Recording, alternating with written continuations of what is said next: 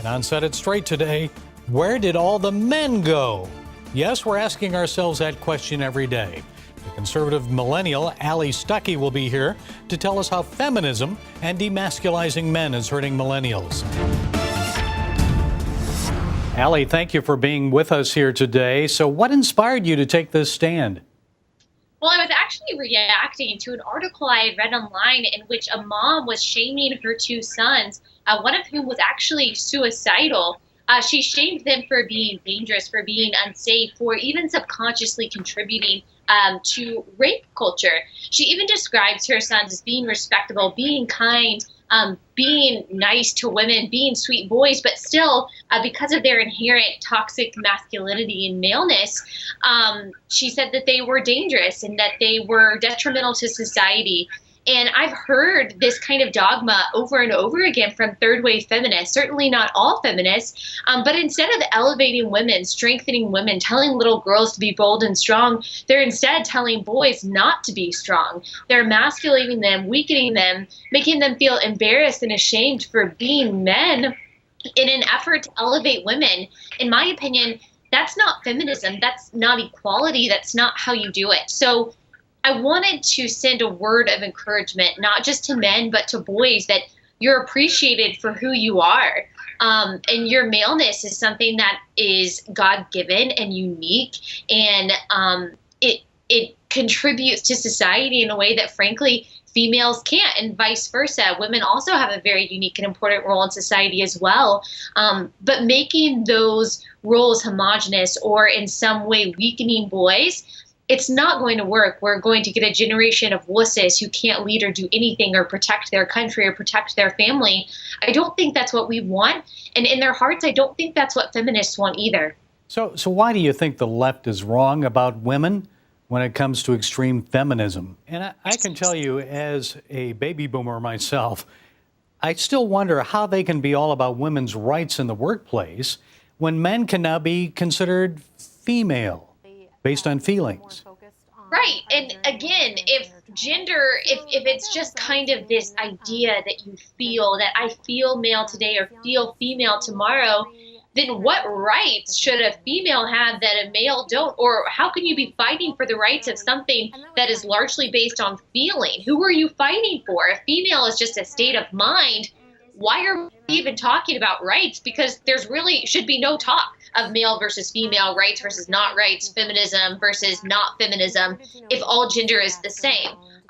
So again, I don't think that they've really thought through their own thinking and their own logic and their own philosophy to see that at the end it ends up caving in on itself. And it even becomes more confusing.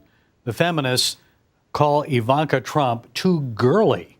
Like this reporter, listen to this. Can they get more hypocritical? Also, it's a little muddy about not taking a salary while having the status of being a federal employee, yet not having to be held to different ethical standards.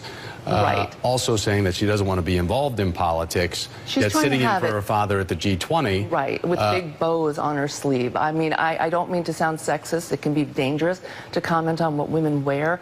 But the fact that she sat in for her father in a dress that was so incredibly ornamental was such a contradiction in terms. And I think that what we see is that in patriarchal, authoritarian societies, daughters have great value. They are property.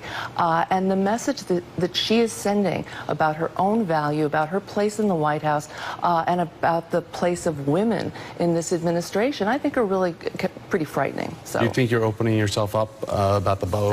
Are you looking at Twitter yet? I mean, not yet. You know, I just have. That was it's a pink dress with big bows on the elbows. There's something incredibly ornamental. That's not a dress that's made for work. That's not a dress that's made to go out in the world and make a difference. That is a dress that is designed to show off your girliness. And, you know, God bless her, show it off. But don't then tell us that you're crusading for an equal place for women at the table, because you're not. But so you can't be a feminist and be girly at the same time? You can be a feminist and be girly. We all have our girly days, but I think showing up, taking your father's seat in a pink dress with big bows on the sleeves is really an interesting message.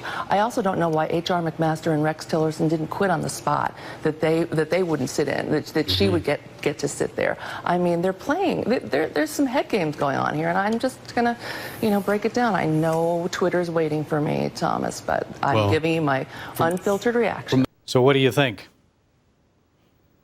It's such I want to say a double-edged sword, but it's really a conundrum when it comes to feminists. Either you're too girly or too young or too immature or just not strong enough, not empowered enough, or you're too much the other way where you're denying your femininity and you're still wrong. So it's basically you can't win. And the funny thing is about that is that feminists claim to be about choice. That's their chief mantra. Is that it's all about choices. Be whoever you want to be. Everything is fluid. Nothing's right. Nothing's wrong. What they really mean by that is, there's no right or wrong as long as you don't disagree with us. And as long as you fit into our exact ideological, political molds, then you're fine. But anything outside of that, if you're conservative, if you're pro-life, if you are against any part of the leftist agenda, then you're no longer a feminist and you're a disgrace to females. I, for one, being a pro-life conservative female, have gotten that lots of times. Okay, Allie Stuckey, you're the conservative millennial. We look forward to more reports. Glad to see that you're on the blaze now. Thank you. God bless. So much.